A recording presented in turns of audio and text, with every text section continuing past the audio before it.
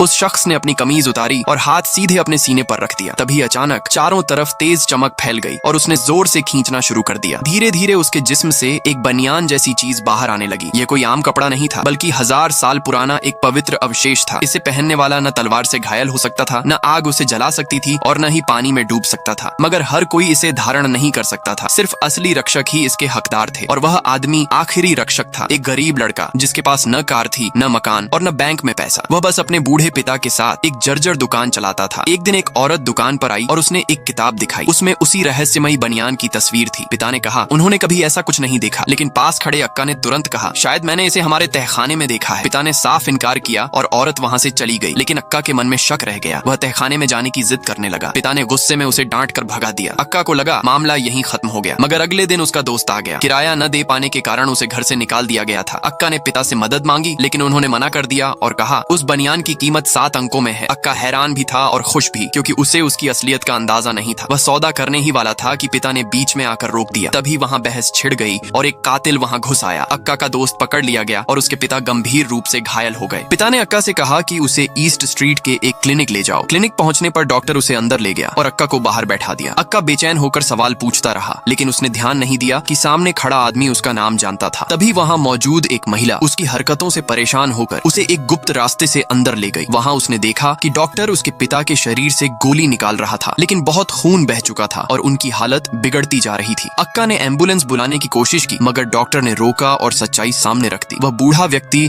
उसका असली पिता नहीं था। असल में वे दोनों लॉयल्टी गैंग नामक संगठन से थे, जिसका मकसद अक्का की हिफाजत करना था। अक्का का असली काम था उस पवित्र तांबुल की रक्षा करना और अमर दुश्मनों को मिटाना। अक्का को यह सब पागलपन लगा। वह चिल्लाया कि ये लोग झूठ बोल रहे हैं, लेकिन डॉक्टर ने उसे बनियान पकड़ा दी और कहा, इसे पहन लो, सब साफ हो जाएगा। अक्का ने जैसे ही बनियान पहनी, कुछ मिनटों बाद वह कांपने लगी और फिर पिघलकर उसके सीने में समा गई। पल भर में वह एक रहस्यमयी निशान में बदल गई। अक्का हैरान होकर अपना सीना छूने लगा। यकीन ही नहीं हो रहा था। तभी वही महिला सामने आई और बंदूक निकालकर गोली चला दी, मगर अक्का को खरोंच तक नहीं आई। उसके शरीर ने गोली को रोक ही नहीं दिया, बल्कि उसे पीछे झटका दिया। महिला ने कहा, तुम इस्तांबुल के रक्षक हो। ये बनियान तुम्हारी धरोहर है जो तुम्हें अजेय बनाती है। लेकिन अक्का यह सब मानने को तैयार नहीं था। वह मौका देखकर वहां से भागा और अपने घर की ओर दौड़ा, मगर पहुंचने से पहले उसने देखा कि कुछ अजनबी लोग नीचे इकट्ठा थे। वह चुपके से पड़ोसी के घर गया और वहीं उसे पता चला कि जब से वह बनियान उसके पास आई है, तब से कुछ लोग उसकी तलाश में दुकान तक आ चुके हैं। अक्का अपने पुराने घर लौटा, अपनी हिफाजत के लिए हथियार उठाया। आगे क्या हुआ जानने के लिए कमेंट में बताओ, और हाँ, चैनल को सब्सक्राइब करना मत भूलना।